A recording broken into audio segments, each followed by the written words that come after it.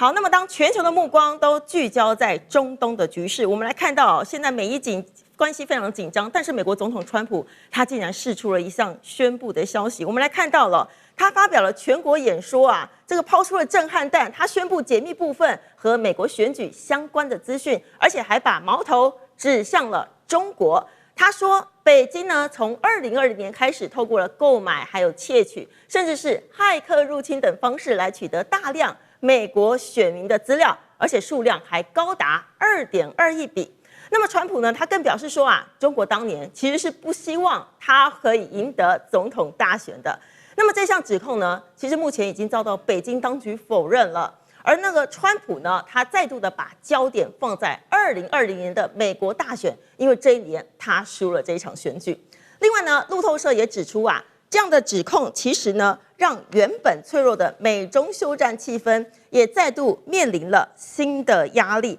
我們來問一下林委員呢，為什麼這個川普要在這個美中這個關係升溫的時候拋出這個震撼彈呢？他到底在想什麼？川普是個非常複雜的人啊。毛姆說過一句話：人的內心呢是一團錯綜複雜的東西。我認為他寫這個時候，主要應該還是他寫川普，用在他身上大概比較適合了哈。這樣講就是說，他對2020年輸掉那個大選是念念難忘，他非常的記恨，他也不斷的攻擊拜登他們作弊啊，還有一個什麼一個深層的政府在那邊操縱。選完以後，川普的團隊哦，他們主要是他們在主導了，發起了60多場的訴訟，就是說這個州當選無效，那個州當選無效，那有50州，幾乎每個州都被他玩了，有個州還玩了不止一場的訴訟，這樣。可絕大部分的訴訟大概都無疾而終了，這法官根本就不受理了，就這樣。可是，所以你就會看出他念念難忘，他把中國大陸拖進來。我認為這是反映了他對2020年的總統選舉的結果的憤怒。至於說中國大陸有沒有收集美國這種情資，我認為是有。有沒有到2億2千萬筆？這個我坦白講，我是有一點懷疑啦。你情資收集到這麼多，你要怎麼去運用它、消化它，我都覺得是個大問題。對立的國家之間絕對有情報作戰啊，有情資的這種收集啊跟運用。但是你說對一個像美國3億2千多萬的這樣一個國家，你說要把收集資料，然後選民的資料，然後影響總統大選，我認為3歲小孩都會告訴你說這是不可能的事情，因為美國是個開放的社會，所有的什麼右派啦、左派啦、中間派啦，什麼東西，他們都在這個社會裡面在流動，那種情資攻擊的對方那種攻防，所以你那種要想對美國外國要介入美國大選，坦白講是非常非常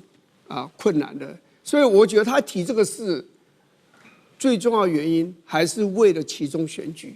他現在要做精神的動員，告訴他支持者，你看2020年我們就被人家搞掉了，所以我們現在大家要堅強起來。那現在有那個 Save America Act， 這個法律要他所謂拯救美國這個法案，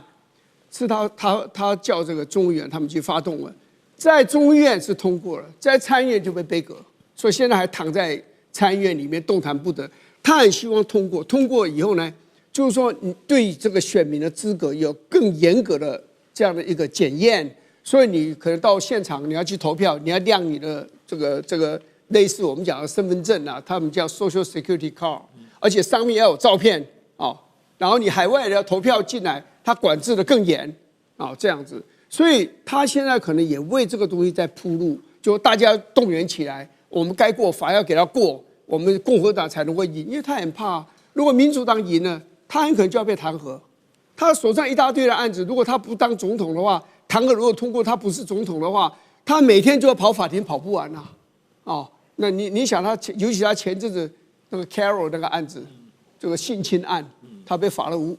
500多萬美金呢。所以我認為他現在每一件事所想的就期中選舉一定要贏啊，我一定要保住我的這個總統的這個寶座，大概就是這樣子。所以這個時候拿中共出來講，只會讓他的說話變得更加的聳人聽聞，然後更加的戲劇化，大概就只有這樣而已。我不認為他想要改變跟中國大陸的政策。習近平9月要到美國去訪問了，啊，然後10月在 APEC 在深圳要開會，川普說他也有可能要來參加。然後12月的14到15在邁阿密又有一個G20的一個會議，那習近平也可能會去，所以接着他們有很密切的來往。我不認為他是想改變跟中國大陸的關係。好，我們謝謝委員。剛剛委員提到他们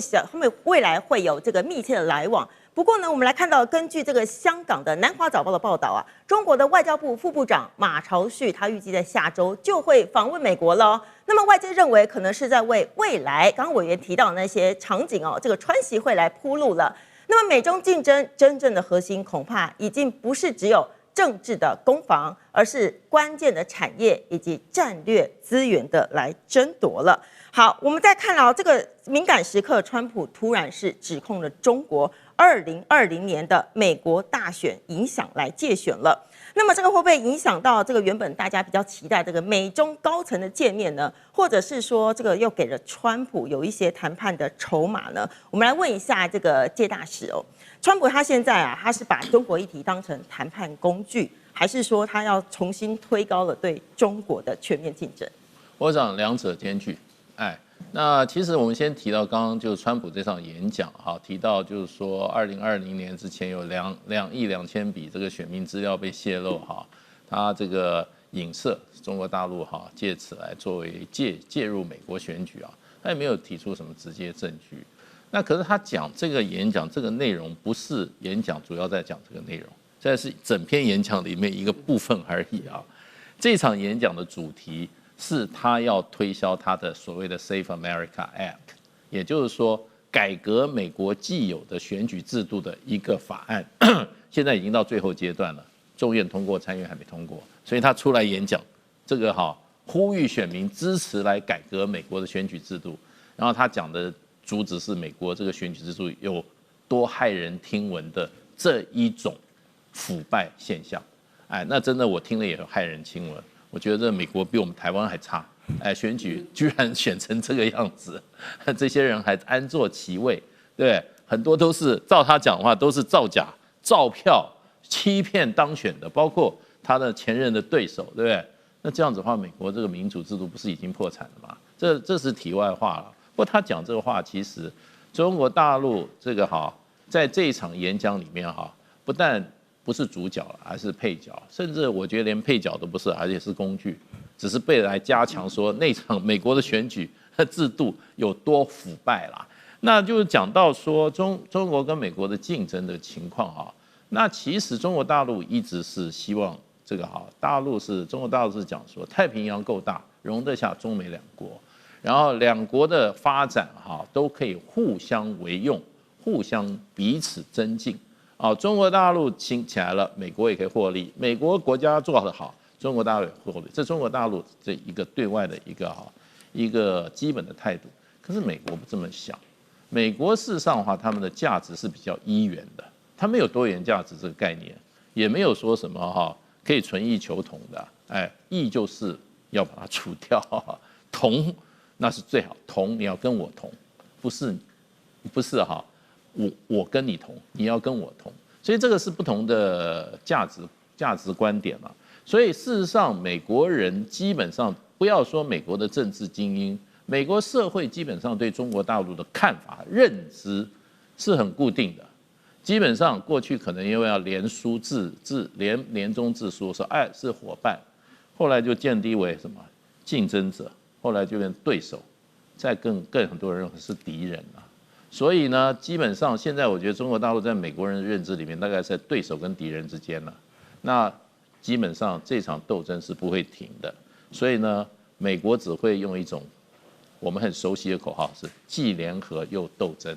鬥爭是不會停的。是，謝謝介大使哦。那麼其實我們拉長時間軸來看到的話呢，其實美中的競爭真正的核心其實不是已經只有政治攻防了，而是關鍵的產業還有戰略資源的爭奪。來看到呢，美國是持續加強晶片的管制，來限制中國來取得這個先進半導體的技術。不過呢，另一方面呢，中國它也掌握了全球重要的稀土供應鏈。那那麼這個稀土啊，其實看似啊它是礦產產業，它是甚至呢，其實它是牽動到了像是電動車啊，或者是軍事工業等等。那麼再來看到國際能源署也曾經警告了，如果中國限制這個稀土出口，全球相關產業可能會面臨數兆美元規模的強烈衝擊。所以其實現在的問題啊，即便是這個美中雙方它重新回到了這個貿易的談判桌上了，不過呢，他們其實真正的競爭其實是沒有停止的。上次跟我們來問一下這個中國掌握稀土，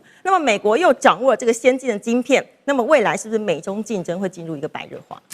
是的，首先我覺得现在我們講美國掌握晶片，中國掌握稀土，我認為已經是現在進行式，它不新鮮了。我認為現在真正的中美兩國的大國競爭，主要集中在 AI 跟科技，包括機器人在內。我舉一個具體的例子，大家值得關注是中國大陸最近剛剛宣布，在未來5年之內要投資所謂6張網，要注意這個很特別，這裡頭包括了算力網，包括了新型電網，包括了新型的通信網，包括了新一代的程序地下網。另外，除此之外，還有全新的物流網，以及叫水網。什麼水網？不是水利工程是包括水資源的調動。這個6張網在未來5年內，中國大陸要投資超過26兆人民幣，而且已經具體了，誰5兆誰4兆很具體。這裡頭其實現在被歸納說，這就是習近平當初前幾年提新質生產力具體的體現。這裡頭背後其實很大關鍵就是 AI， 就是機器人。因為機器人可以幫助產業升級，中國大陸現在在加速 AI， 可以讓全中國所有的東西。我們剛剛講 Kimi K3，最近這個新 AI 設計了他自己的全新的晶片 ，AI 設計他自己的晶片，所以這些東西的力度是中國大陸全部在整個展出來的。那麼美國能不能夠同時有同樣的？